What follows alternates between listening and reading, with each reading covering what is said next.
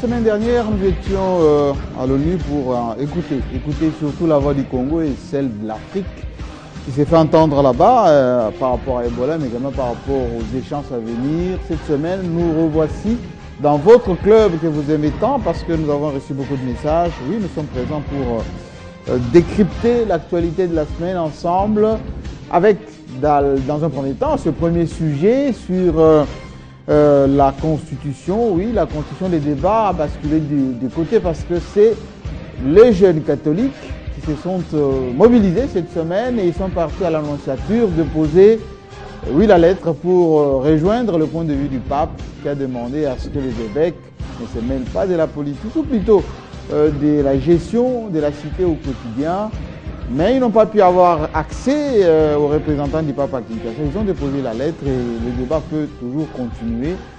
Au même moment, à l'Assemblée nationale, les opposants qui n'ont pas encore voté, eux, plutôt élus, leur porte-parole réclament de l'argent quand même. Mais aux dernières nouvelles, d'après notre spécialiste maison, Jérôme Sekana, l'imputation de la DUSOM a été plutôt vers le mécanisme de suivi. C'est une petite erreur de nos amis du budget, rien à voir avec le ministre des Finances, mais encore avec Matata. Donc, il faudra qu'on attende un tout petit peu le porte-parole de l'opposition pour que l'argent soit dépensé effectivement en leur nom.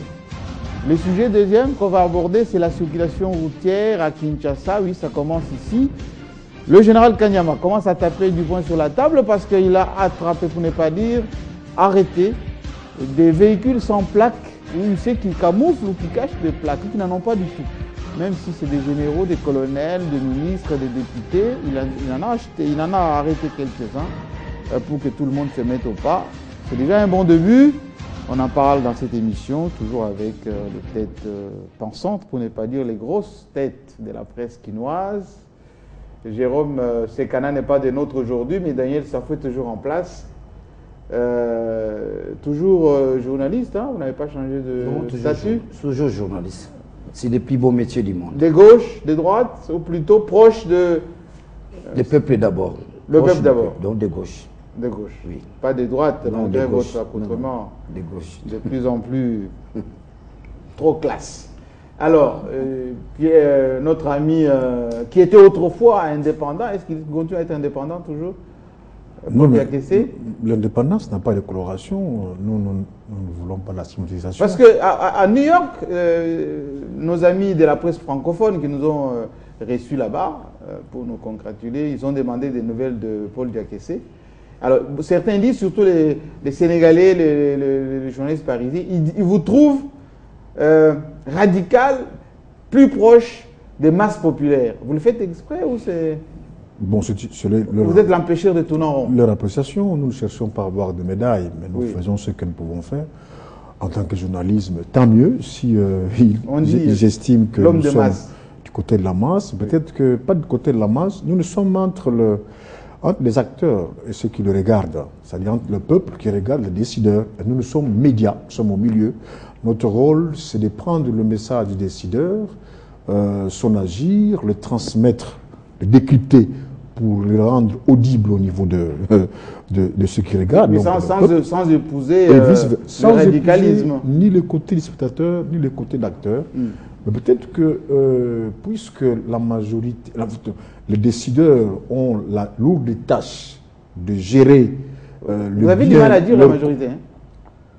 La majorité? Oui. Non, moi je parle des décideurs, pas la majorité. Parce que la majorité, c'est le peuple. La majorité, c'est le peuple. Donc ceux qui gèrent, les décideurs, ont la lourde tâche de gérer les biens que le peuple a décidé de leur confier, de les gérer pour eux. En fait, ce n'est pas leur bien. Bon, mais alors, quand nous trouvons que le décideur prend ce qui est comme bien du peuple et met dans sa poche, là, on ne se taira pas. Ce n'est pas pour autant qu'on est... donneur des leçons. Qu'il y a la haine ou quoi, mais nous faisons le travail des médiateurs. Ça rassure, hein? Du journaliste. Ça rassure, parce que certains, parfois, qui ont peur de Diakessé disent toujours « Ah, il ne faut pas être sur son chemin parce que quand il vous aligne... » Alors, la journaliste indépendante aussi, hein, et on a eu beaucoup de congratulations en ce qui vous concerne. On dit elle est jeune, mais il commence bien. Et parfois, Daniel Safou ne lui laisse pas le temps de terminer ses phrases. C'est un baptême de feu. Donc, quelqu'un m'a dit une fois, si vous voulez devenir grande, il faut vous frotter au grand. Oui.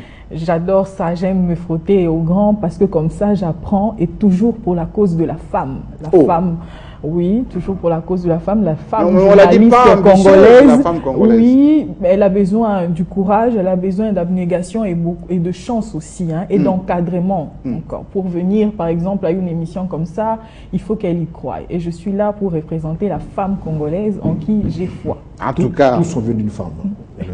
Oui, mais le 30%, c'est pas encore d'application. Mais il y a aussi, à la cité, lorsque les gens me rencontrent, on me demande souvent, Madame, on n'arrive pas à vous cerner.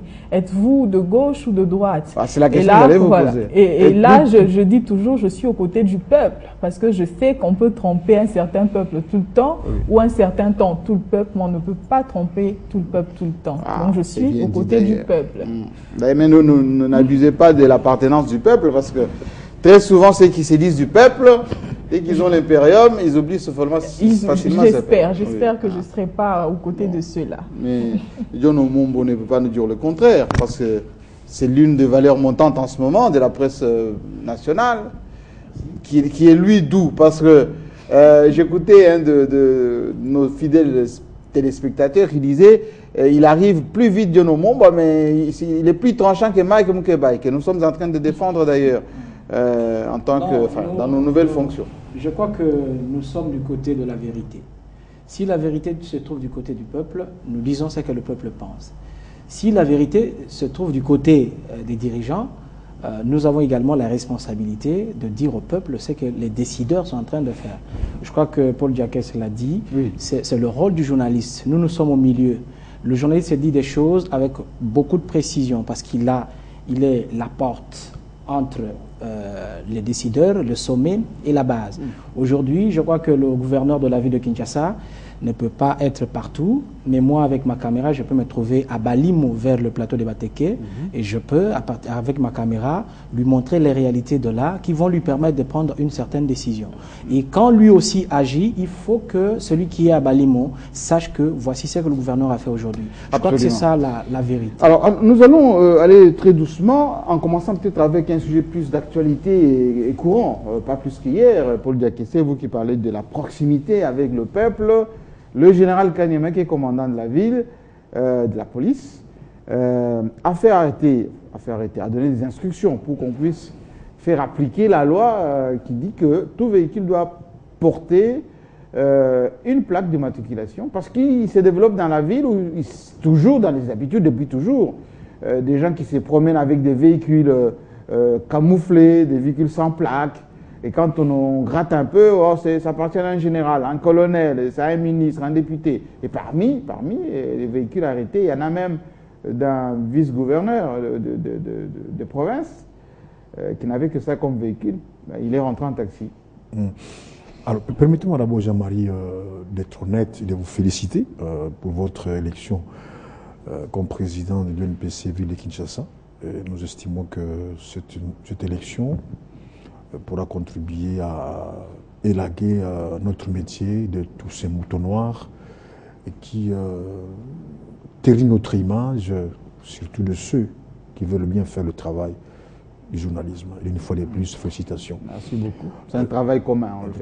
Pour répondre à votre question, je crois qu'il faut toujours mettre des gants lorsqu'il y a des annonces comme ça. Des gants? Parce que je me rappelle, au lendemain de son élévation au grade de général, mais aussi de la police, la ville de Kinshasa. Quand on lui a confié le commandement de la ville. Tout à fait. Il a fait beaucoup de déclarations tonitruantes, qui a même fait sauter le gouverneur de son siège pour dire, mais finalement, entre vous et moi, qui est gouverneur? Et malheureusement, tout ce qu'il avait annoncé n'a pas été suivi de fait. Bon, j'aimerais me tromper, que cette fois-là, ça soit le contraire. Qu'effectivement, qu'il puisse... Est-ce que vous ne trouvez pas que c'est une première qu'un commandant de la ville, un commandant de police, prenne des mesures courageuses et passe à l'action? Bon, c'est-à-dire que nous sommes Les véhicules sont là, il a arrêté même avec 80 motos qui sont là, parce que nos gens n'ont pas de... Jean-Marie, n'attendez pas de moi de féliciter... Kanyama. Non, pas Kanyama, un responsable, un gestionnaire. autant... Mais vous l'avez dit tout à l'heure, quand c'est bien fait, on félicite. Non, enfin, c'est John Omombo qui a dit. Non, pas féliciter. Pas féliciter, il faut rendre seulement ce qu'il a dit. Parce que nous risquons souvent de tomber dans le fanatisme. Dans les populismes. Et le mabanga et tout ça. Donc il faut toujours nuancer parce que on n'est pas sain, on a des faiblesses et des qualités. Donc pour vous, les jeunesses n'applaudissent pas? Non, on n'est pas applaudisseurs, on ne se met même pas debout lorsqu'une autorité entre. Peut-être que si c'est une bonne mesure, attendons voir dans l'applicabilité comment cela sera suivi de fait. Alors quand vous dites vice-gouverneur, j'ai l'impression que dans l'aéropage des autorités de la ville de Kinshasa, les vice-gouverneurs... Non, c'est vice-gouverneur des provinces, mais qui est en circulation avec un véhicule. Oui, je me disais ceci. Sans plaque. Dans l'aéropage de tout le tête couronné de Kinshasa, tant du côté militaire que du côté politique, j'ai comme l'impression que le vice-gouverneur, c'est un manifestant. Comment manifestant? Moi, ça, il y a des généraux dedans, les colonels aussi. Peut-être que les Kinois seront beaucoup plus attentifs lorsque nous verrons un véhicule d'un général être c'est le cas. Immobilisé. C'est le cas. Général, il y a même un ministre d'ailleurs. Alors nous, on attend le fait. L'annonce est là, maintenant que ça soit suivi des faits. Mais deuxièmement, il doit aller plus loin. Parce que ce qui est plus grave aujourd'hui, je ne sais pas si vous l'avez déjà vu, les autorités, ceux qui roulent avec des gardes du corps, brûlent le feu, ils prennent le sens inverse, etc. Je crois que là, si celui dont vous avez parlé tout à l'heure, s'il peut... Non, le commandant de la ville, général Célestin Kanyama, il s'appelle. S'il peut amener tout le monde, du numéro 1 jusqu'au plus bas, de respecter le code de la route, comme tout le peuple congolais, ça sera un bon exemple. Parce que souvent, la nuit, on est dérangé par ce qu'il faut. Daniel Zafou. Et troisièmement, je vais terminer simplement en disant que, espérons qu'il n'y aura plus de télescopage entre lui et le numéro 1 de la ville de Kinshasa. Mais il fait son travail de commandant de la police routière, non? Non, parce que c'est le numéro 1 de la ville de Kinshasa qui aura à rendre compte, un peu parce qu'il a été élu. Bon, dans des pays comme dans nos pays ici, même en général, quand il parle, le média en parle, mais ce n'est pas le cas dans d'autres pays. Il n'y en a qu'à faire son travail.